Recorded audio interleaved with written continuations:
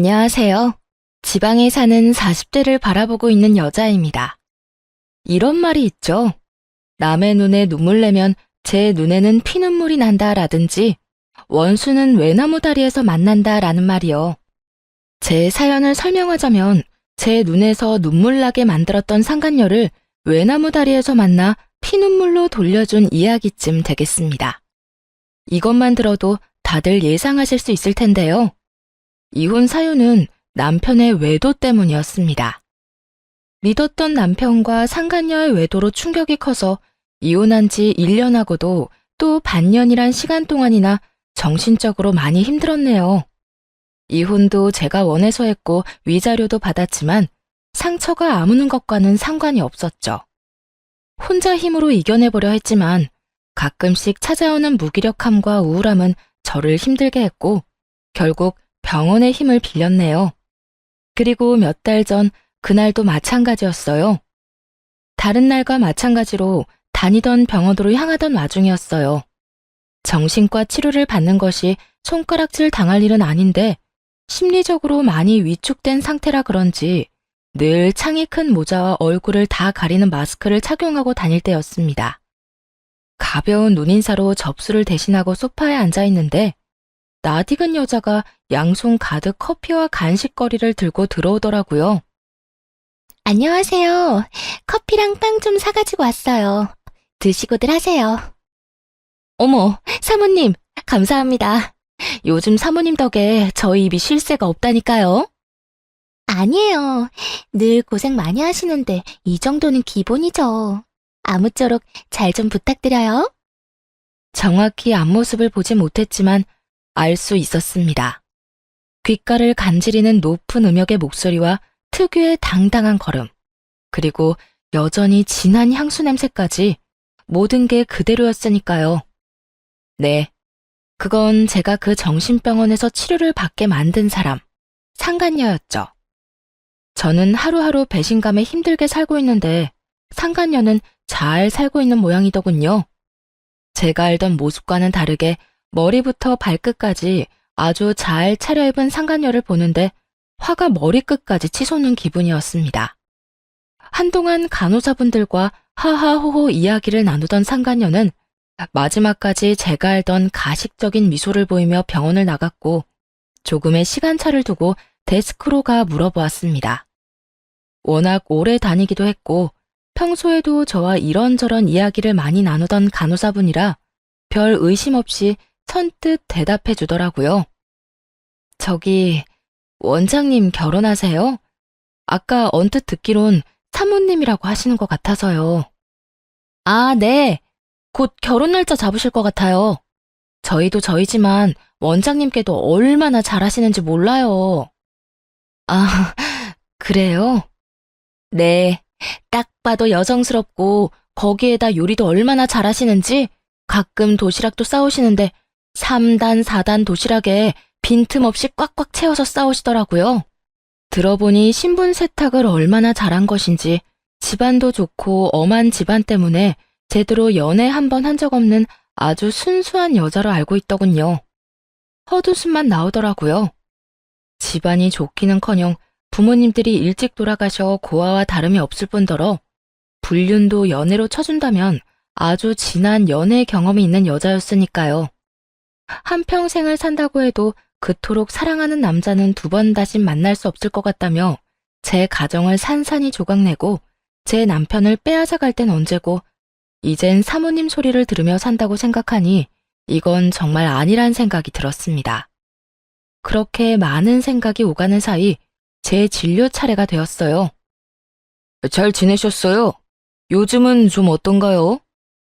늘 같은 인사에 같은 표정이었지만 묘하게 상기되어 있는 원장님을 보는데 모든 사실을 밝혀야만 하겠더라고요. 저에겐 은인과도 같은 사람이 상간녀와 같은 여자에게 속아 인생을 망하는 꼴을 두고만 볼 수 없는 노릇이니 말이에요. 원장님, 제가 왜 이혼했는지는 잘 알고 계시죠? 그럼요. 처음 상담 시작할 때 말씀해 주시기도 했고 그 뒤로도 자주 이야기 나눠서 잘 알고 있죠. 그런데 그건 갑자기 왜 물으세요? 방금 그 상간녀를 만났어요. 이 병원에서요. 네? 여기에서요? 어떻게, 혹시 환자로 왔던가요? 아니요. 방금 커피랑 빵 사다 주고 가더라고요. 간호사분들이 사모님이라고 했고요. 그게, 그러면 혹시 미영이 말하는 거 맞나요? 네, 맞아요. 최미영. 그 여자가 제가 그토록 미워한 상간녀예요. 원장님은 믿을 수 없다는 눈빛으로 바라보시더라고요. 왜 그렇지 않겠어요. 저도 그곳에서 상간녀를 보곤 워낙 원통해서 이런 꿈까지 다 꾸는구나 하고 생각했으니까요. 100마디 말보다 직접 눈으로 보시는 게 빠르실 테니까 이거부터 좀 보세요. 그러면 제 말을 믿기 싫어도 믿게 되실 거예요. 말을 마친 전 조심스럽게 원장님께 제 휴대전화를 내밀었어요. 그때까지도 외도 증거들이 제 휴대전화에 남아있었으니 상간녀 사진 또한 많았습니다.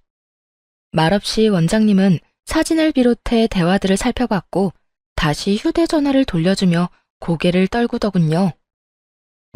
말도 안 돼. 상견례 때 미영이 부모님도 다 나오셨는데 그것마저도 다 거짓말이라는 거네요. 네, 아마 역할 대행 알바를 쓴 것 같아요. 최미영은 제가 말씀드렸다시피 부모님이 안 계시니까요. 그러니까 처음부터 끝까지 다 거짓으로 원장님을 속인 것 같네요. 그런 것 같네요. 어떻게 사람이 그럴 수가 있는지. 정말 모든 걸 다 믿고 사랑했는데. 그 심정, 저도 잘 알죠. 저 역시 그랬으니까요. 그런데 원장님이 저한테 하신 말씀 기억하시죠?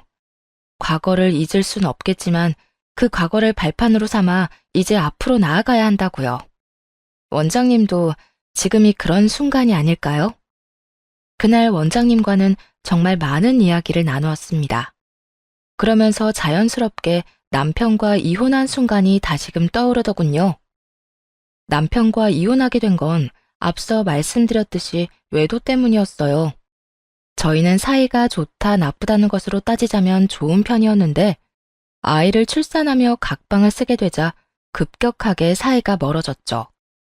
제 딴엔 밤새 우는 아이 때문에 잠도 제대로 자지 못하고 출근하는 남편이 안쓰러워 내린 결정인데 아이가 통잠을 자기 시작했는데도 여전히 각방을 원하는 남편을 보면서 조금은 당황스럽더군요. 여보, 이제 우리 다시 방 합치자. 유민이도 이제 밤에 안 깨고 잘 자고 무엇보다 방을 따로 쓰니까 당신이랑 멀어진 느낌이라 싫어. 그게 굳이 그래야 할까? 왜? 당신은 방 같이 쓰기 싫어? 싫다기보단 지금이 편하잖아. 내 코 고는 소리에 당신이 깰 일도 없고 나도 당신 신경 안 쓰고 편히 잘 수 있고 말이야. 자다 깨는 한이 있더라도 꼭 제 옆에서 자다가 아이가 자지러지게 울면 그제야 침실로 가던 사람은 대체 어디 갔을까요? 언제는 꼭 내 옆에 자야지 편하고 잠도 잘 온다는 사람이 누구였더라? 그랬던 적이 있긴 했지. 그런데 1년 넘게 따로 잤더니 이젠 혼자가 편하네. 당신도 막상 다시 같이 자게 되면 불편해서 잠도 제대로 못 잘걸? 그러니까 그냥 이대로 지내자. 서운한 마음이 들기도 했지만 각방을 쓰기 전 남편의 코골이로 고생했던 날들을 떠올리니 남편의 말이 또 틀린 말 같진 않더군요. 그래서 저흰 계속해서 각방을 쓰기로 했고 그렇게 부부가 아닌 한 집에서 같이 밥이나 먹는 사람들이 되어가고 있었어요. 그러던 어느 날 남편이 쉬는 사이 간단한 청소와 책상 정리를 해주려 남편의 방으로 들어갔어요. 남편이 씻는 사이 간단히 해주곤 했던 일이라 아무 생각도 없이 정리를 시작했어요. 청소기로 바닥에 간단한 먼지를 청소하고 책상을 정리하던 그때였죠. 컴퓨터에 자동 로그인된 카톡에 메시지가 오더라고요. 하트 문구가 무수히 많이 들어간 메시지가 말이에요. 오빠, 깨끗하게 씻고 와. 한눈으로 봐도 보통 사이가 아님을 직감할 수 있는 문자였습니다. 곧바로 남편의 동태를 살피며 메시지를 읽어보았고 충격적인 사실을 알게 되었죠. 남편이 바로 제가 아끼던 직원과 바람이 났다는 사실을 말이에요. 그 당시 남편은 회사를 그만두고 제가 운영하던 소품 가게를 맡아서 하던 중이었습니다. 비전도 없는 작은 회사에서 계속 허송 세월을 낭비하는 것보단 제가 출산과 육아를 하는 동안 매출이 좋았던 제 소품 가게를 남편에게 맡기는 것이 여러모로 부부 생활에 이득이겠다 싶어 내렸던 결정이었죠. 아무것도 모르는 남편에게 가게까지 맡길 수 있었던 건 고등학교 때부터 5년 동안 함께 일한 알바생이 많이 도와줄 거라 믿어 의심치 않았기 때문이었어요. 그런데 가게를 위한 도움보단 아주 다른 도움을 준 듯 하더라고요. 오빠, 어제 늦게 들어가서 피곤하진 않았어? 피곤하긴. 우리 미영이랑 함께 있는데 없던 힘도 생겼지. 미영이랑 있을 때는 괜찮았는데 집에 오니까 영 힘이 빠지네. 오빠도 참. 사장님은 별말 안 해? 다시 합방하자는 말 같은 거 말이야. 그렇지 않아도 또 그 말 할까봐 집에 오면 씻고 자는 척하기 바쁘다 바빠. 집에 와서 얼굴 보는 것도 지겨워 죽겠는데 한 방을 쓰자니. 누구 숨 막혀 죽을 일 있나? 사장님한테 듣기론 오빠가 그렇게 아내 바라기라고 하던데 어쩌다 사람이 이렇게 됐나 몰라? 설마 시간 지나면 나한테 이럴 거 아니지? 에이, 지금 누구랑 누구를 같은 취급을 하는 거야. 집사람한테 잘하는 거는 돈도 잘 벌고 그러면서도 돈 잘 버는 유세도 안 떨고 하니까 잘 대해준 거고, 미영이 너는 나한테 활력소이자 내 전부인데 어떻게 그런 취급을 하겠어. 그래? 그러면 내가 지켜보도록 할게. 그 마음 언제까지 가나? 하여튼 사장님이 같은 방에서 자자고 해도 절대 같이 자면 안 돼? 나 그거만큼은 절대 싫어. 나도 절대 싫으니까 쓸데없는 걱정은 하지도 말고 저녁이나 잘 챙겨 먹어. 내가 준 카드로 맛있는 거 사 먹고 필요한 거 있으면 아끼지 말고 팍팍 써. 정말? 우리 오빠 최고. 그러면 나 저번부터 사고 싶었던 신발이랑 옷이 있는데 그것도 사도 돼? 그럼 물론이지. 다 사. 미영이가 가지고 싶은 거 마음껏 사라고 준 카드니까. 어쩐지 매출이 나날이 떨어진다 싶었더니 다 이유가 있었더라고요. 남편도 남편이었지만 상간녀에 대한 배신감이 더 컸습니다. 부모님을 일찍 여의고 혼자 사는 상간녀에게 측은지심이 들어 꽤 많은 걸 해줬었거든요. 다 돌려받긴 했지만 살고 있는 원룸의 보증금도 빌려줬었고 졸업식에도 부모님을 대신해 꽃다발을 들고 가기도 했었고요. 그 밖에 여러 가지로 도움이 필요한 일이 있을 때면 무조건 달려가 돕곤 했는데 그 호의가 이런 배신이 되어 돌아올 것이란 생각도 못했네요. 믿는 도끼에 제대로 발등 찍힌 상황이었죠. 이혼, 물론 해야만 하는 상황이 분명했지만 쉽사리 결정을 못 내리겠더라고요. 혼자였다면 생각할 것도 없이 바로 이혼하자고 했을 텐데 저에겐 아직 너무나도 어린 아들이 있었으니까요. 충격으로 눈물도 나지 않았고 그저 빠르게 문자들을 읽던 그때 이혼을 할 수밖에 없는 대화를 발견하게 되었습니다. 그리 오래된 대화도 아니었어요. 바로 이틀 전 대화였죠. 오빠, 오늘 너무 즐거웠어.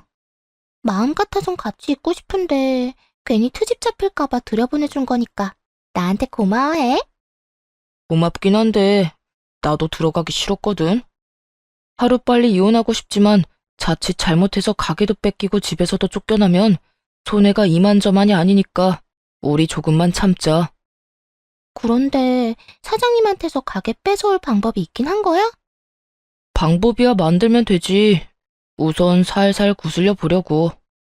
요즘 애 때문에 여러모로 정신도 없어서 내가 뭐라고 말해도 다 해줄 분위기야.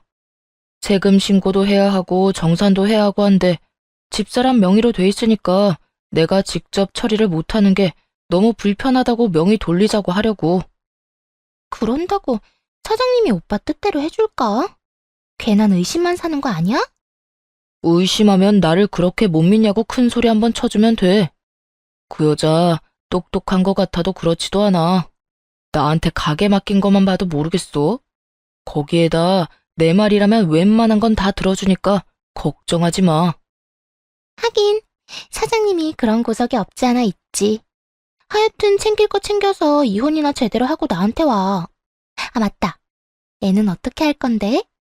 혹시 오빠가 키울 건 아니지? 급박하게 글을 읽어내리며 스크롤을 내리는 와중에도 아이 이야기에 잠시 멈칫하게 되더군요. 혹시나 하는 마음에서 말이에요. 아들? 당연히 집사람 보고 키우라고 해야지. 그 혹시나 하는 일은 일어나지 않았고 남편의 한 글자 한 글자에서 아들에 대한 미련이 없음이 적나라하게 드러나고 있더라고요. 다행이긴 했지만 씁쓸한 마음은 어쩔 도리가 없었습니다. 마음을 재빠르게 다스리고 다시금 두 사람의 대화에 집중했어요. 다행이다. 난 혹시나 오빠가 키운다고 할까봐 걱정했어. 나 닮은 구석은 하나도 없는 애 뭐가 예쁘다고 내가 키우고 싶겠어? 거기에다 미영이 너랑 새 출발도 앞둔 마당에 그럴 생각 추호도 없으니까 걱정하지도 마.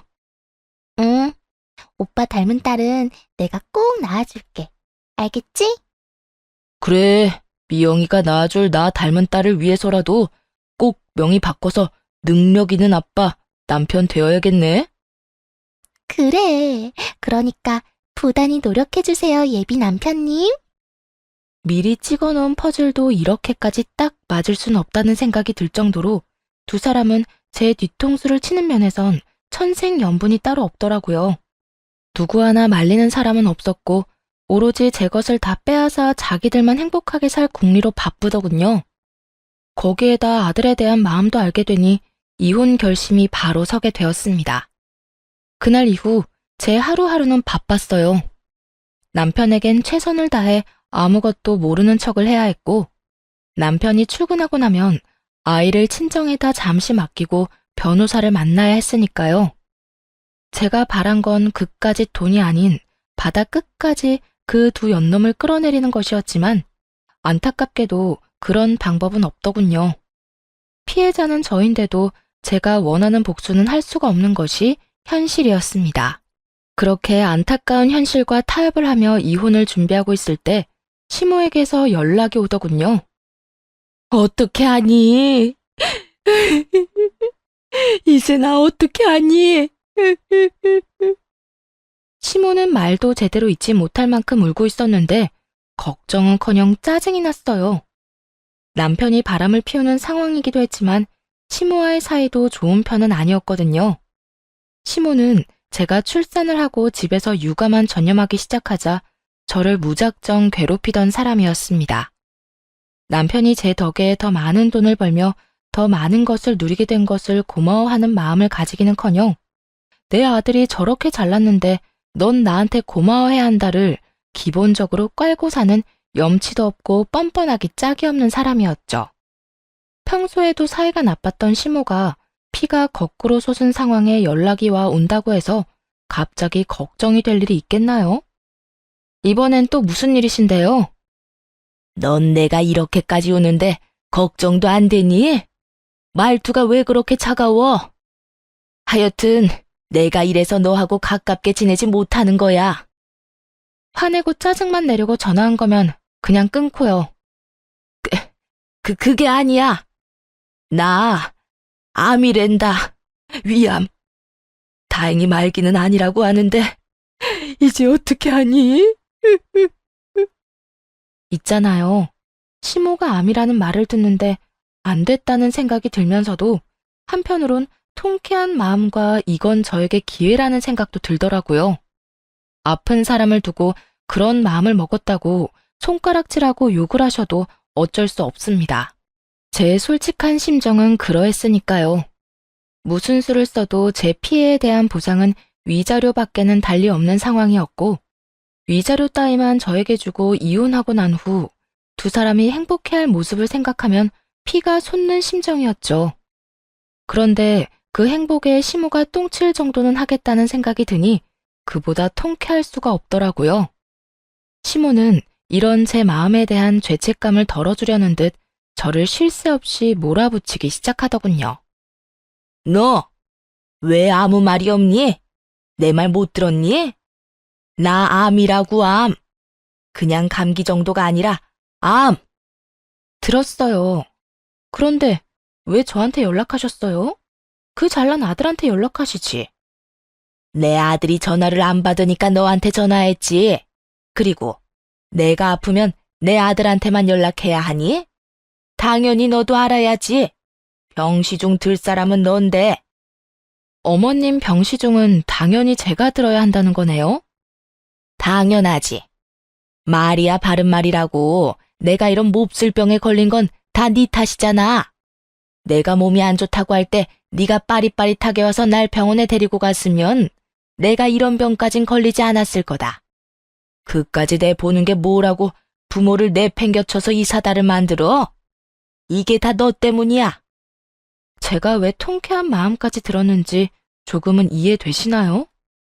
이렇게 정신 나간 말로 저를 하루가 멀다고 괴롭혔으니 자기 병 자기가 키운 꼴이었기도 했고, 이 더러운 성격으로 앞으론 제가 아닌 상간녀를 괴롭혀줄 테니 제 남은 복수는 시모가 대신 해줄 것이라 확신했습니다. 마음대로 생각하세요. 제가 뭐라고 하든 제 말은 듣지도 않을 거잖아요. 아무쪼록 몸조리 잘하세요. 그게 끝이야? 내 아들이 전화를 안 받는다니까. 남편이 전화를 안 받는데 저보고 어쩌라고요. 저라고 남편하고 통화가 되는 줄 아세요? 어머님 전화도 안 받는데 제 전화는 받겠냐고요. 어쩌긴 뭘 어째? 날 데리러 와야지. 나 지금 병원에 있어. 너무 놀라서 꼼짝도 못하겠으니 얼른 나 데리러 오거라. 와서 나 집까지 데려다주고 밥도 차려주고 오늘부터 병간호 해야지. 짐도 챙겨와. 우리 집에서 지내면서 내가 다 나을 때까지 네 집엔 갈 생각도 하지 말거라. 이혼 준비는 끝나지 않았지만 모든 것을 밝힐 최고의 타이밍은 그 순간이 아닌가 싶더군요. 시모가 미쳐 날뛰는 그 순간 말이에요. 일단 알겠다고 전화를 끊었고 바로 매장으로 전화를 걸었어요. 남편은 뭘 하는지 연락이 되지 않지만 상간녀는 매장에 있을 시간이니 전화를 받을 수밖에 없었죠. 명아, 가게 바빠? 아니요. 지금 바쁠 시간 아니라서 한가해요. 남 사장님도 볼 일 있다고 잠시 나가셨고, 저도 매장 정리하고 있었어요. 그래? 그러면 매장 문 잠시 닫고 병원으로 좀 와줄 수 있어? 내가 병원에 급하게 좀 가야 하는데 혼자 가려니까 아무래도 좀 그래서. 미영이 네가 같이 좀 가주라. 병원이요? 알겠어요. 지금 바로 출발할게요. 다행히 상간녀는 아무런 의심도 없이 병원으로 온다고 했고 저도 병원으로 향했습니다. 도착하니 시모는 의자에 앉아 씩씩거리고 있더군요. 본인이 암에 걸렸다는 그 참담한 현실보다 제가 보인 행동에 대한 화가 더 우선인 듯 했죠. 저로서는 이해는 되지 않았지만 반가운 반응이긴 했습니다. 시모의 화가 치솟으면 치솟을수록 상간녀를 향한 분노가 더 커질 테니까요. 타이밍에 맞춰 상간녀도 병원에 도착했고 곧바로 화내는 시모에게 상간녀를 소개해 주었습니다. 너 왜 이제서야 와? 내가 바로 출발하라고 했어, 안 했어? 그리고 짐은 왜 안 챙겨온 거야? 오늘부터 내 간호해야 한다는 말 못 들었어? 다 듣긴 했는데 제가 굳이 어머님 병간호까지 해야 할 상황은 아닌 것 같아서요. 그럴 필요가 없다고나 할까요? 그게 무슨 말이야? 며느리인 네가 내 병시중을 들어야 하는 건 당연한 건데 그럴 필요가 없긴 왜 없어? 제가 이제 며느리가 아닐 예정이라서요. 어머님, 아니, 아줌마, 인사해요. 앞으로 아줌마 며느리 될 여자예요. 뭐야? 얘는 내 아들 가게 직원이잖아. 그 부모도 없다던 고아. 정확히는 제 가게 직원이고요. 부모님이 안 계셔서 제가 할 수 있는 건 다 해주면서 도움 줬더니 은혜를 갚기는커녕 제 남편이자 아줌마 아들이랑 불륜을 저지르고 있다네요. 그래서 아줌마 아들 얘한테 넘기면서 며느리 자리도 넘겨주려고요. 시모는 무서운 얼굴로 상간녀를 노려봤고 상간녀는 그제야 상황 파악이 된 것인지 얼굴이 하얗게 질려 저를 보더군요. 사장님, 다 알고 계셨어요? 다 알고 있었어. 네가 내 남편한테 오빠라고 부르는 것도 두 사람이 내 뒤통수 치고 행복한 미래를 꿈꾼다는 것도 진작 다 알고 있었지. 그 남자하고 이 아줌마는 한 세트니까 앞으로 잘 보살펴주면서 살아. 참고로 네 예비 시어머니 위암이라고 하니 병시중도 들어야 할 거야. 네? 제가 왜 그딴 일까지? 싫어요. 저는 돈 잘 버는 능력 있는 오빠랑 살고 싶었을 뿐이지 이런 병든 아줌마까지 같이 살고 싶은 마음은 없었다고요. 세상 일이 다 네 뜻대로 되겠어? 참고로 가게 명의도 여전히 네 명의니까 땡전 한 푼 못 버는 남자랑 극성 맞은 시어머니랑 어디 한번 잘 살아봐. 사랑 타령 실컷 하면서 말이야. 그렇게 하얗게 질린 두 사람을 두고 매장으로 갔어요. 아무래도 남편 놈이 매장에 있을 것 같아 간 것이었는데 아니나 다를까 매장에서 남편이 현금을 챙기고 있더라고요. 고작해야 10만 원도 되지 않는 돈을 챙기려 바쁜 남편을 보는데 참 끝까지 찌질하고 한심하다는 생각이 들었죠. 고작 그거 챙겨서 새 살림의 보탬이나 되겠어? 여보, 난 그게 아니라 중간 정산 해보는 중이었어. 가지고 가려는 게 아니라. 정산은 무슨? 이야기 다 듣고 그 돈이라도 챙기려고 했던 거 다 아니까 헛소리하지 말고 내 가게에서 나가. 남편은 챙기려던 돈을 내려놓고 빌기 시작했습니다. 저에게 쫓겨나면 거짓골을 면치 못할 거란 걸 누구보다 잘 아는 인간이어서 그런지 그 어느 때보다 더 애절하게 매달리더군요. 여보, 내가 진짜 미쳤었나 봐. 당신 같은 사람을 두고 그딴 짓을 하면 안 되는 거였는데. 내가 진짜 미안해. 다신 그딴 짓 하지 않을 테니까 나 한 번만 용서해줘. 눈물은 나오지도 않으면서 흐느끼는 소리만 내며 반성하는 척을 하기 위해 애쓰더군요. 어디서 불쌍한 척 반성하는 척이야? 당신이 그러면 내가 마음이라도 약해질 줄 알아? 이래봤자 소용없으니까 얼른 내 눈앞에서 사라져. 여보, 그러지 말고 우리 유민이를 생각해서도 다시 한번 생각해줘. 우리 아들 아빠 없는 아이로 키울 순 없잖아. 너 진짜 양심도 없구나. 여자한테 미쳐서 아들도 꼴 보기 싫다고 했던 놈이 이제 와서 뭐? 유민이를 생각하라고? 유민이 생각해서라도 너 같은 인간이랑은 이혼할 테니까 그런 줄 알고 내 아들 이야기는 다신 꺼내지도 마. 알겠어? 그건 당신 말대로 내가 잠시 미쳐서 마음에도 없던 말이 나왔던 것뿐이야. 지금은 정신 차렸고 나한텐 당신이랑 우리 유민이 뿐이라고. 네 인생 동아줄로 나랑 유민이가 필요한 상황인 거 잘 아는데 우린 네 인생 동아줄 따위 되어줄 생각은 전혀 없으니까 경찰 불러 쫓아내기 전에 꺼져.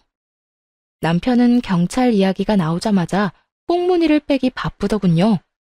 만약 제 경고를 무시하고 계속해서 시간을 끌었다면 경찰을 불러서라도 쫓아내려 했던 제 진심을 읽었던 것이었죠. 그 후 아이는 친정에 맡기고 가게 일을 하며 본격적인 이혼 소송을 시작했습니다. 증거도 충분하고 제 잘못은 하나도 없었으니 쉽게 이혼할 수 있을 거라 생각했는데 남편이 지저분하게 나와서 생각보다 쉽진 않더군요. 그렇게 소송이 길어지던 어느 날 시모가 가게로 찾아왔어요. 암까지 걸린 사람이 어찌나 기운이 좋은지. 상간녀의 머리채를 잡고 가게로 들어오는데 그 놀라운 광경은 아직도 잊혀지지가 않네요. 보여주기식으로 상간녀를 잡고 흔들던 시모는 저를 향해 또 명령을 하더라고요. 내가 무슨 수를 써서라도 이것이랑 내 아들 헤어지게 만들 터이니 넌 이혼 생각은 하지도 마라. 정신 차려요.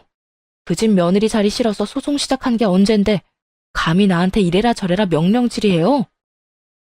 뭐야? 내가 지금 누굴 위해서 이딴 짓까지 하고 있는데 넌 고작 나한테 한다는 말이 그것뿐인 게야? 누가 그딴 짓이나 하라고 시켰어요?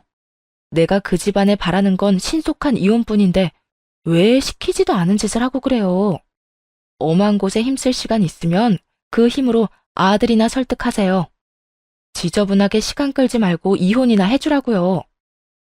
시모는 자신의 예상과는 벗어나도 한참 벗어나는 제 언행에 많이 당황한 듯 꽉 잡고 있던 상간녀를 놓고 다가오더군요. 너 내가 이렇게까지 하는데도 끝까지 이혼하겠다 이 뜻이야?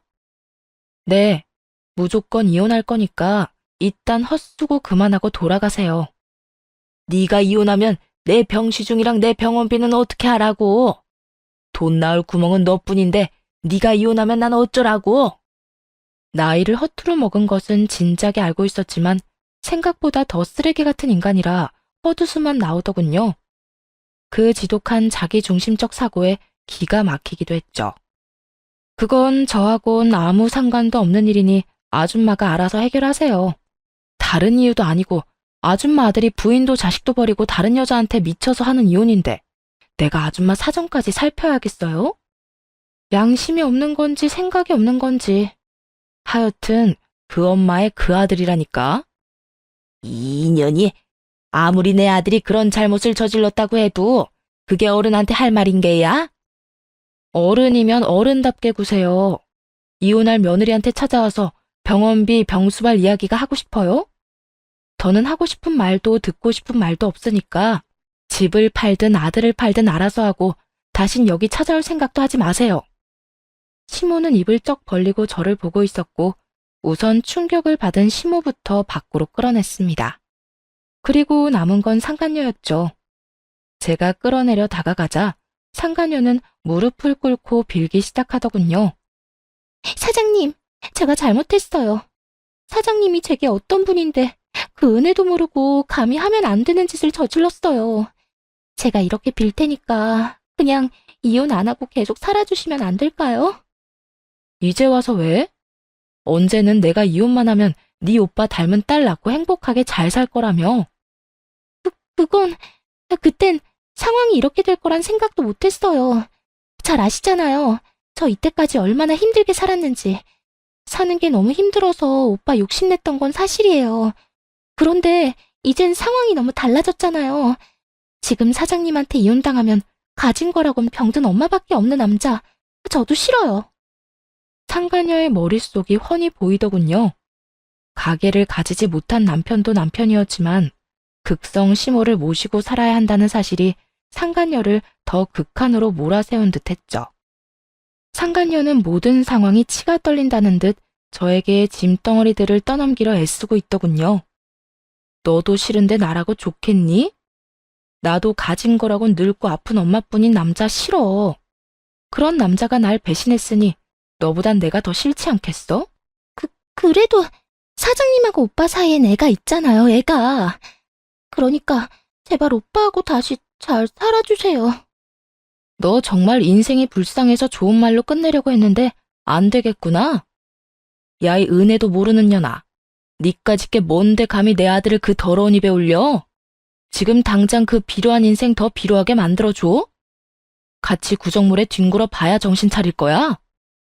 이윽고 제 입에선 험한 말들이 줄지어 나왔고 상간녀는 그제야 겁이란 걸 조금은 먹은 듯 했어요. 미세하게 목소리가 떨려왔으니 말이에요. 사장님, 저는 그게 아니라 진심으로 걱정이 돼서. 네 걱정이나 해, 네 걱정이나. 이제 곧 나라깔 인생 주제에 누가 누굴 걱정해? 여기서 이딴 헛소리 하지 말고 당장 저 아줌마 데리고 꺼져. 얼굴도 못 들고 다니게 만들어주기 전에 얼른 가라고. 피를 나눈 것도 아닌데 똑같이 이기적인 두 사람은 저에게 쫓겨나 돌아갔고 다신 찾아오지 않더군요. 그 후 소송은 제 승소로 끝났고 위자료도 생각보다 큰 금액을 받게 되었습니다. 다신 없는 끝사랑이라 자부하던 두 사람의 결말은 뻔했죠. 전 남편은 땡전 한 푼 없는 거지가 된 것도 모자라 병든 노모를 모셔야 하는 신세가 되었고 상간녀는 거지가 된 이혼남과 함께 살 생각도 극성 시모의 병시중도 들 생각이 없었는지 잠적을 해버렸다고 하더군요. 그렇게 소식이 끊긴 상간녀를 다시 만난 곳이 상간녀 때문에 다니게 된 정신병원이었으니 얼마나 놀라고도 반가웠겠어요. 그것도 신분 세탁 제대로 해 신분 상승을 앞둔 시점에서 말이에요. 상간녀에게 자업자득이 무엇인지 제대로 알려줄 기회가 찾아온 것이었죠. 그냥 파혼을 알리는 건 저도 저지만 원장님도 원치 않는다고 하더군요. 줘, 이대로 그냥 파혼만 하고 끝낼 순 없습니다. 저 좀 도와주셨으면 좋겠는데 괜찮으실까요? 네, 그럼요. 그렇지 않아도 제대로 복수 좀 해주고 싶었어요. 그때 더러운 몸에 손대기 싫어서 뺨 한 대 못 올린 게 한이 됐었거든요. 이참에 그때 못한 복수 좀 하려고요. 여전히 손은 안 되겠지만 마음의 상처쯤은 줄 수 있겠네요. 그렇게 저와 원장님은 상간녀가 피눈물 흘릴 복수를 준비했고 대망의 디데이가 다가왔습니다. 상간녀는 다른 것보다 웨딩드레스에 대한 로망이 강했다고 하더군요. 그래서 비싸다고 유명한 샵을 예약한 상황이었고 저흰 그곳에서 상간녀가 행복함에 젖어 있을 때 모든 걸 밝힐 계획이었습니다. 계획대로 상간녀는 입이 귀에 걸린 채 드레스를 골라 피팅룸으로 들어갔고 커튼 뒤로 들려오는 목소리에 행복이 흘러넘치더군요. 앞으로 일어날 절망에 대해선 전혀 모르고 말입니다. 와, 오빠, 이거 정말 예쁘다. 역시 보는 것보단 입는 게 훨씬 더 고급스러운 것 같아. 얼른 입고 나갈 테니까 잘 봐줘야 해. 알겠으니까 잘 갖춰 입고 나와. 급하게 서두르지 말고. 알겠어. 최대한 예쁘게 꾸미고 나갈 테니까 또다시 반할 준비나 해. 상간녀가 들떠있는 그 순간 저는 원장님의 옆자리에 자리 잡고 앉았고 커튼이 열리길 기다렸습니다. 이윽고 커튼이 열리며 상간녀의 모습이 드러났고 저를 한눈에 알아봤는지 얼굴이 순식간에 일그러지더군요. 여긴 어떻게... 상간녀는 얼마나 놀란 것인지 말도 끝까지 하지 못하더군요. 그런 상간녀를 똑바로 바라봐주며 말문을 열었습니다. 어떻게 오긴, 너 결혼한다는 소식 듣고 왔지. 오랜만이다. 꼴을 보아하니 잘 지낸 거는 같네. 결혼 축하할 정도로 가까운 사이는 아니잖아요. 축하는 받은 걸로 할 테니 얼른 가주세요. 사장님이 낄 자리가 아니니까. 상황 파악이 전혀 되지 않은 상간녀는 어떻게 해서든 제 입을 막고 돌려보내려 애쓰기 시작했죠. 그렇게 애쓸 필요 없어. 이미 원장님도 다 알고 계시니까. 뭐라고요? 뭘 안다는 말이에요? 도대체 우리 오빠한테 무슨 말을 한 거예요? 무슨 말 하긴, 너랑 나, 그리고 내 전 남편이자 네 전 연인이었던 사람 이야기까지 다 말했지. 세상 참 좁지. 네가 사기쳐서 결혼하는 이 남자, 내가 다니던 병원 원장님이셔. 이런 걸 악연이라고 해야 하나?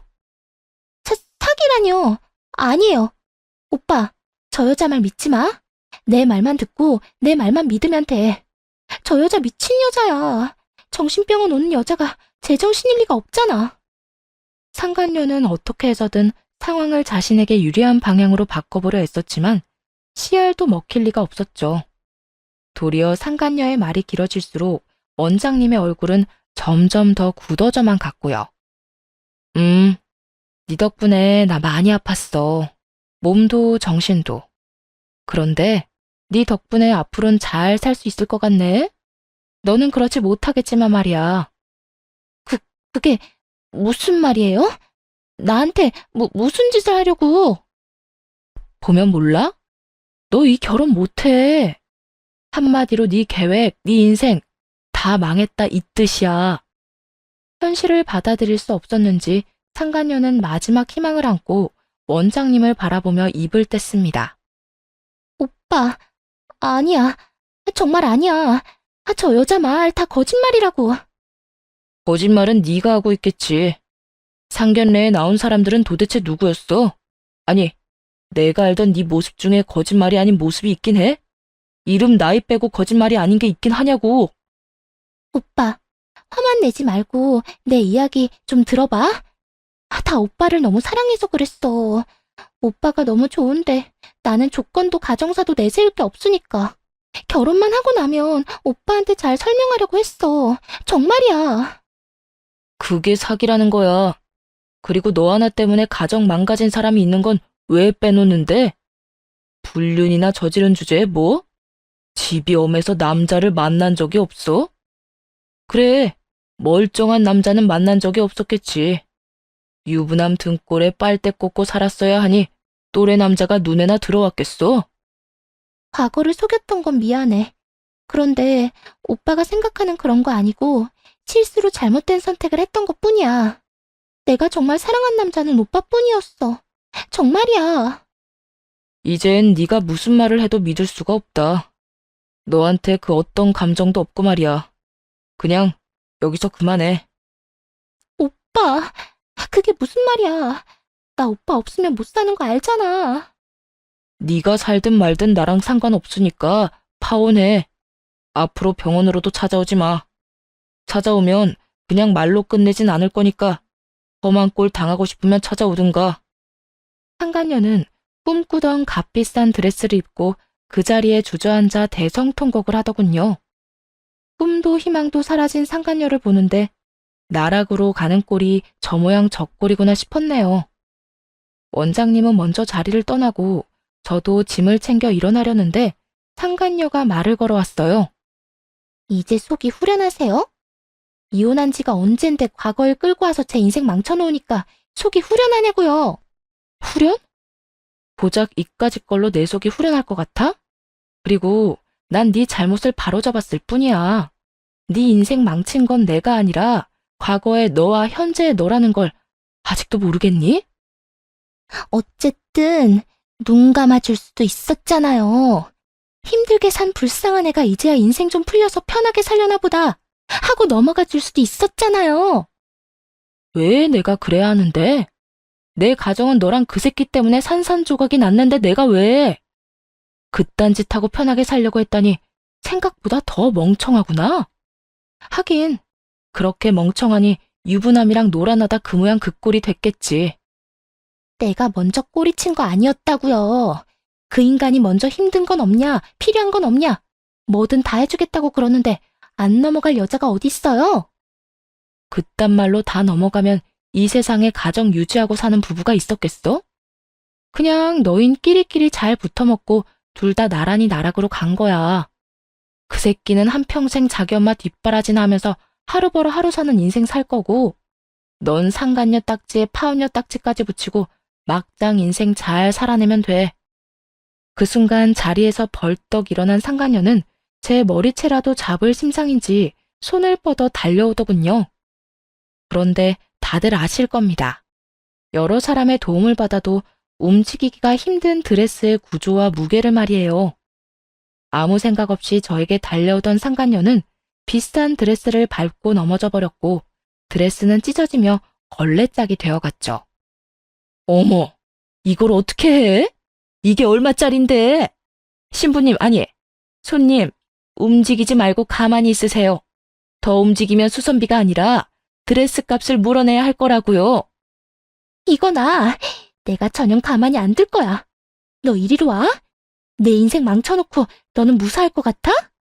이리로 오라고. 주변의 말로에도 불구하고 상간녀는 버둥거리만 안동을 피웠고 전 그대로 집으로 돌아왔습니다. 모르긴 몰라도 사모님 될 생각에 빚까지 잔뜩 내서 혼수 준비를 했을 텐데 거기에다 값비싸기로 유명한 드레스까지 만신창이로 만들어놨으니 정신적으로나 금전적으로나 날아가는 건 시간 문제였죠. 즐기고 즐겼던 악연이 끝나고 전 오랜만에 잠을 푹 잤어요. 그제야 제 마음속에서의 이혼이 끝이 났던 거죠. 전 여전히 병원은 다니고 있지만 더는 수면제에 의존하며 살고 있진 않습니다. 원장님은 한동안 수척해 보였는데 이젠 많이 안정된 상태예요. 저와는 속마음을 터놓고 지내는 사이가 되었어요. 남녀 간의 그런 사이가 아닌 비슷한 아픔을 느낀 사람 대 사람으로 말이에요.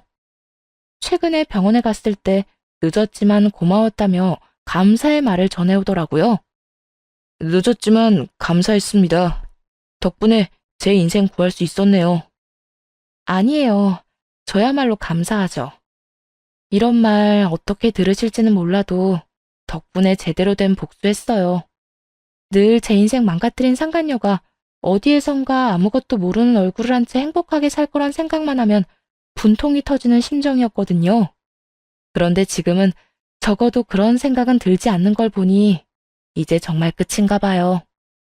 그런 것 같긴 하네요. 요즘 수면제 없이도 잘 주무시죠? 수면제 처방 안 해드린 지 한참 지났어요. 네, 마음의 문제라고 하더니 그것보단 복수가 최고네요. 이래서 다들 복수 하나 봐요. 농담도 하시는 거 보니 이제 한 달에 한 번씩 보면 되겠네요. 그러면 다음 달에 봐요. 다시 한번 감사했습니다. 그 후로 지금은 아들과 둘도 없는 친구 사이로 잘 지내는 중이에요. 친정 옆집으로 이사해 여전히 부모님의 도움을 받고 있긴 하지만 요즘엔 돈보다는 아들과 보내는 시간을 더 우선으로 두고 있어요. 고작 5살짜리와 대화가 된다는 것이 기특하면서도 재미있어 시간 가는 줄 모르겠더라고요. 오늘은 유치원에서 학예회를 했는데 다들 아빠와 함께 온 모습에 또 마음이 먹먹해지더군요. 그 순간 친정아빠가 이런 말씀을 해주시더라고요. 딸, 무슨 생각하는지 다 아는데 그런 생각 하지 마. 그따위 놈이 아빠로 계속 있는 것보다 차라리 없는 게 나아. 우리 유민이한텐 그 어떤 상황에서도 자신을 버리지 않고 책임지는 강인한 엄마와 그런 엄마의 울타리가 되어주는 할아버지 할머니가 있잖아. 아빠, 그래도 우리 유민이한테 너무 미안해. 미안하긴. 너는 네가 할 수 있는 최고의 결정을 했고 유민이도 이해해 줄 거야. 언제 어디서든 유민이 아빠가 필요한 날엔 내가 우리 딸 아빠 말고 유민이 아빠 해줄 테니까 죄책감은 넣어두고 그 시간에 유민이랑 더 좋은 시간, 더 행복한 시간을 보내자. 응, 아빠. 고마워요. 고맙긴. 이 아빤 우리 딸이 행복하게 웃을 수만 있다면 뭐든 다 할 수 있어. 너도 유민이가 행복하기만 하면 뭐든 다 할 수 있듯이 말이야. 마음이 든든해지며 정신이 번뜩 들더군요. 아빠의 조언과 위로의 말대로 앞으로는 지나간 날 때문에 울고 아들에 대한 죄책감 때문에 허튼 시간을 보내진 않으려고 합니다. 세상 무엇과도 바꿀 수 없는 아들과 저를 세상 무엇과도 바꾸지 않을 거란 부모님을 생각해서도 하루를 살더라도 더 행복하게 살아가 보려고요. 마지막으로 사연을 들어주신 분들의 행복을 바라며 저는 이만 물러가 볼게요. 끝까지 함께 해주셔서 감사합니다.